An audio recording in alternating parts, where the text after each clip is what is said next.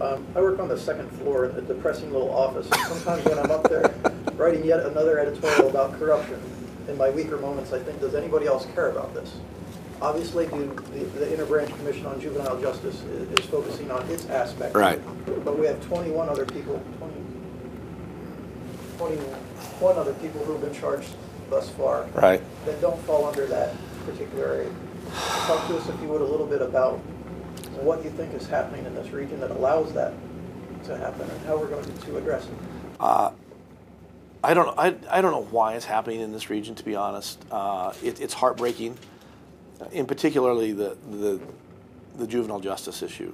You know, the kids for cash thing is just an anathema. I've had colleagues from California saying, "What the hell is going on in Wilkes-Barre?" You know, because the Conway Chevrolet thing was everywhere. I mean, it got global attention, not just national attention.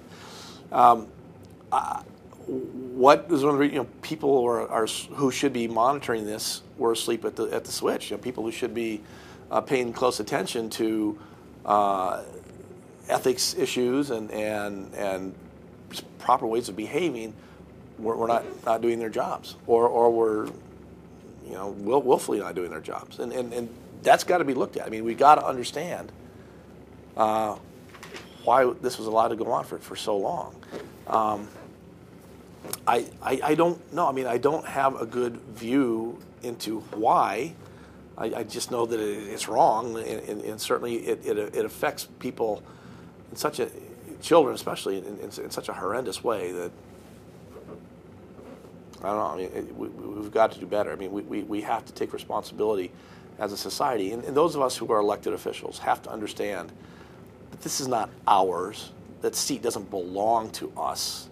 Those of us who hold a job, that we are there to serve the people. And if you forget that, and apparently some people did, then you shouldn't be in that office anymore.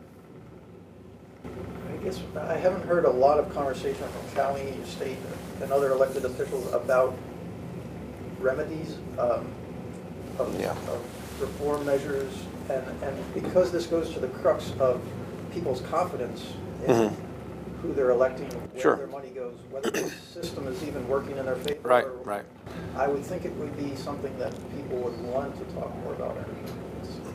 No, Are there conversations? No, we hear conversations all the time. You know, and some of them, obviously, we have talk radio here that it's a daily diet of the corruption stories that are not just in Luzerne County, but also now starting to migrate north to Lackawanna County. You know, we're hearing some of that as well.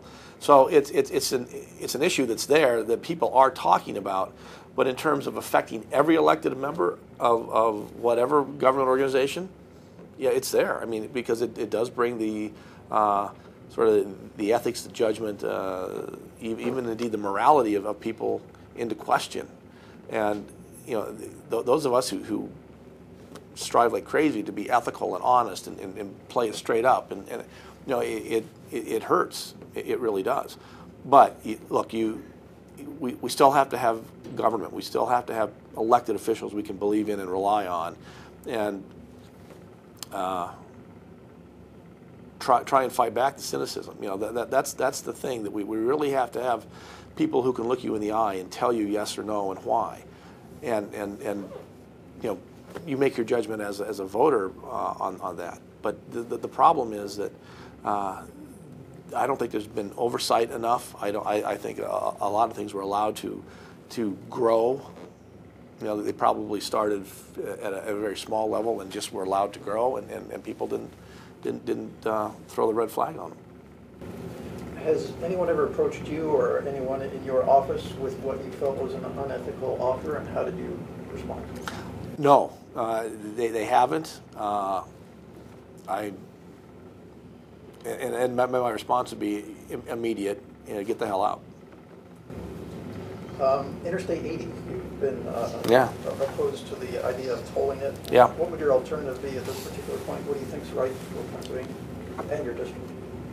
Well, right for the district is not tolling 80, because we have lots of businesses, transportation companies and warehousing along 80, or want to locate along 80, but weren't going to if they're going to toll it, because that's millions of dollars added annually to their budget.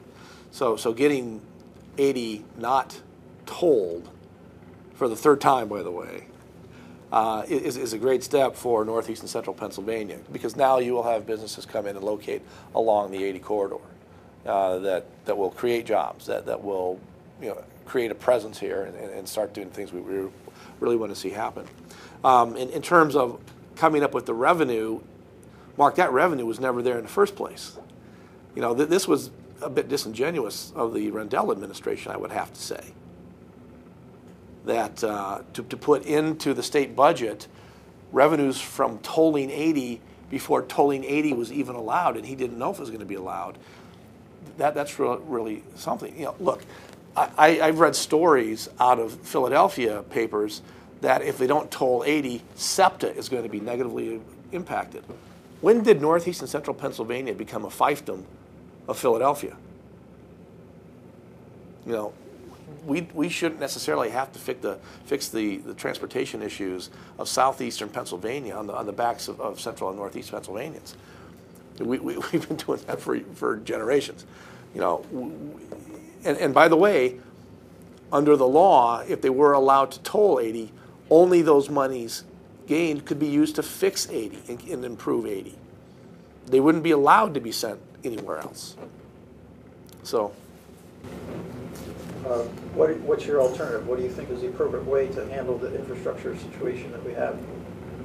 Well, first of all, the highway bill coming up. The federal government has the responsibility to a large degree, 80-20, to 80% is federal responsibility on the roads. So getting the highway bill passed, once again, I think is critical. But there are.